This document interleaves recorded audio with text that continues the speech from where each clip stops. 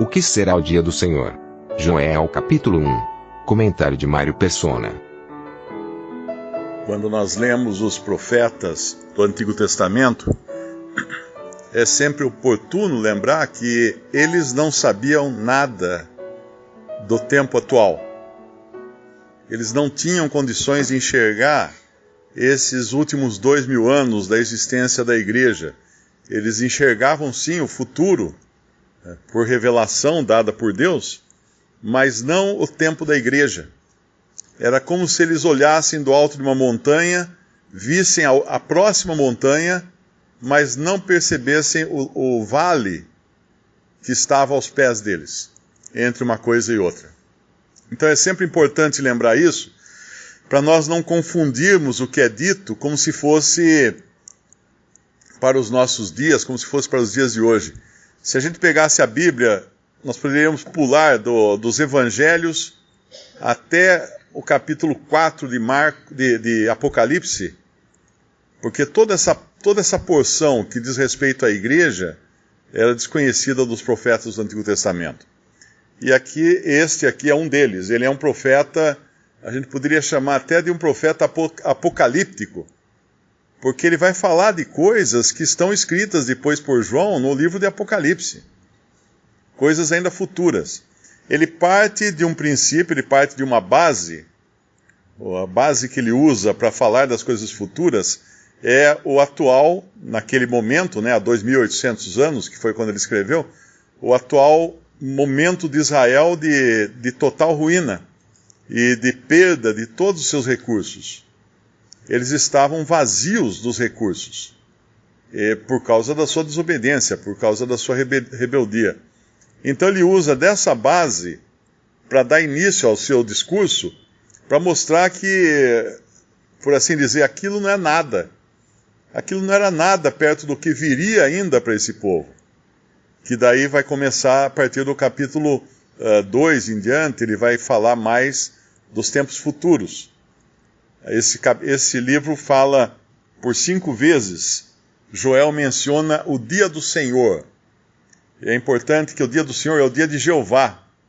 Às vezes aparece como o dia de Cristo, em algumas traduções. O dia de Jeová é quando o Senhor Jesus, que é Jeová, vem para estabelecer o seu reino, vem para julgar as nações, estabelecer o seu reino. E essa vinda dele foi mencionada en passant por Pedro em Atos 2, por ocasião da fundação da igreja, mas é claro que ali não era a completa profecia de Joel. A gente pode até ir lá, capítulo 2 de Atos, quando eles começam a falar, todos eles em diferentes idiomas, e as línguas aqui são idiomas, porque são citadas inclusive nações, né? Tem pessoas, judeus de várias nações, então cada um escutava na sua própria língua, por um milagre que estava acontecendo aqui. Não era língua estranha, era língua estrangeira, de países estrangeiros. E no versículo 12 diz que, versículo 11, cretenses, árabes, todos os temos ouvido em nossas próprias línguas, falar das grandezas de Deus. E todos se maravilhavam e estavam suspensos, dizendo uns para os outros, que quer isto dizer? E outros, zombando, diziam, estão cheios de mosto, ou de vinho. E Pedro, porém, pondo-se em pé com os 11, levantou a voz e disse-lhes, varões judeus, e todos os que habitais em Jerusalém, seja-vos, pois, isto notório, e escutai as minhas palavras. Estes homens não estão embriagados, como vós pensais, sendo essa a 3ª hora do dia. Mas isto é o que foi dito pelo profeta Joel. E nos últimos dias acontecerá, diz Deus, que do meu espírito derramarei sobre toda a carne, e os vossos filhos e as vossas filhas profetizarão, e os vossos jovens terão visões, e os vossos velhos sonharão sonhos, e também do meu espírito derramarei sobre os meus servos e minhas servas naqueles dias, e profetizarão, e farei aparecer prodígios em cima no céu, e sinais embaixo na terra, sangue, fogo e vapor de fumaça. O sol se converterá em trevas e a lua em sangue, antes de chegar o grande e glorioso dia do Senhor. E acontecerá que todo aquele que invocar o nome do Senhor será salvo. Isso é a profecia de Joel, nós vamos ler depois, nos capítulos seguintes do livro de Joel, mas Pedro estava mencionando aqui como um exemplo, porque, na realidade, essas coisas não aconteceram naquele dia de Pentecostes. O Espírito Santo não foi derramado sobre toda a carne, como Joel teria profetizado, e também não estavam todos tendo visões, os velhos sonhando sonhos, e também não estava aparecendo prodígios em cima no céu, sinais embaixo da terra, sangue, fogo, vapor de fumaça, o sol não se converteu em trevas e a lua em sangue. Nada disso aconteceu ali em Pentecostes. Então, Pedro estava usando o profeta Joel para mostrar uma profecia que vai se cumprir ainda em todo o seu rigor, né,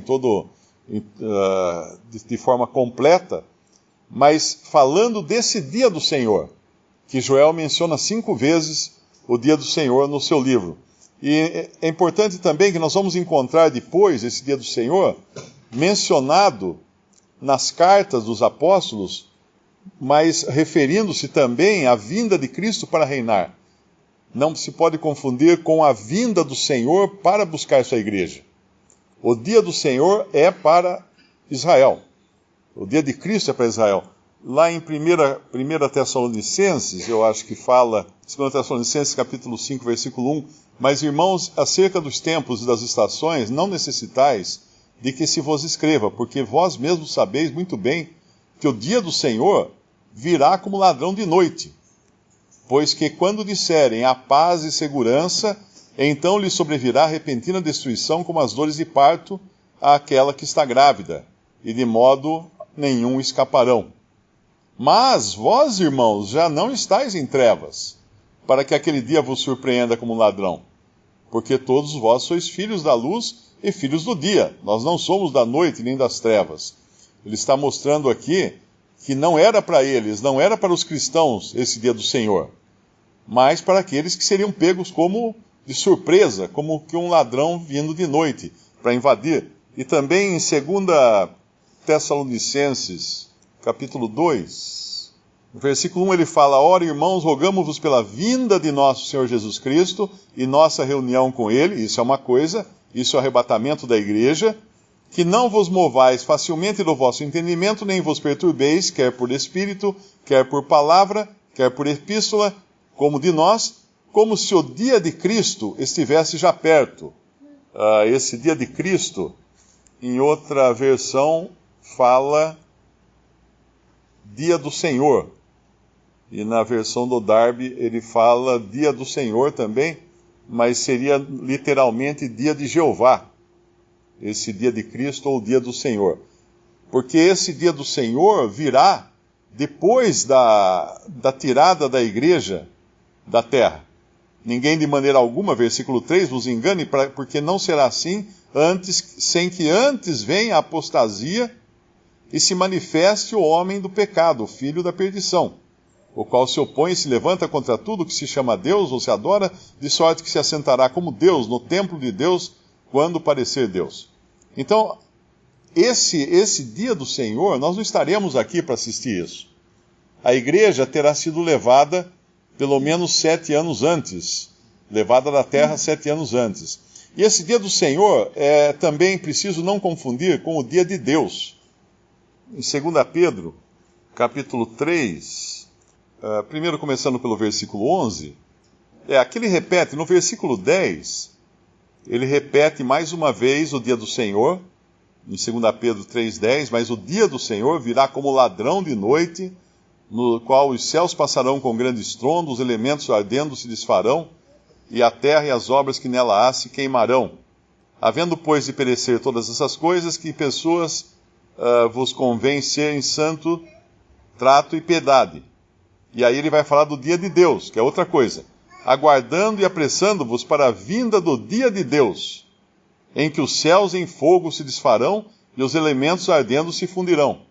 Então existe uma distinção entre o dia do Senhor, que é quando o Senhor vem para estabelecer o seu reino, mas para fazer isso ele vai causar uma comoção em toda a terra.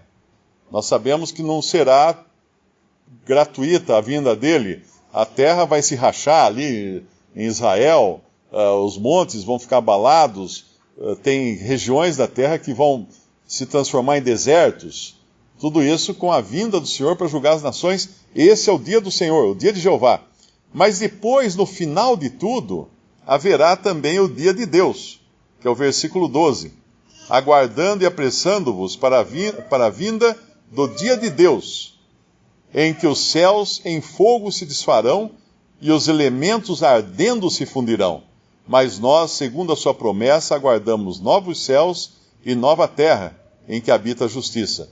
Então esse dia de Deus é a destruição de toda a terra e de todo o firmamento, de todas as coisas.